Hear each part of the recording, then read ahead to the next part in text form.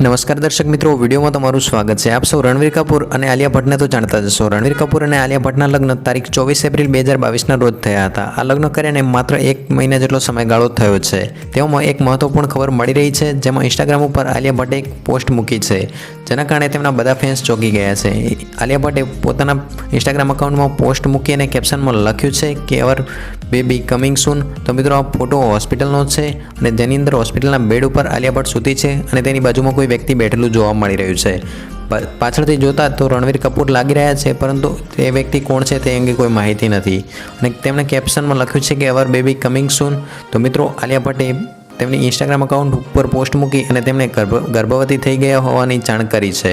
तो मित्रों, आ रीते आलिया भट्ट ए मात्र लग्नना 1 થી 1.5 महीनानी अंदर प्रेग्नेंट थई गई है।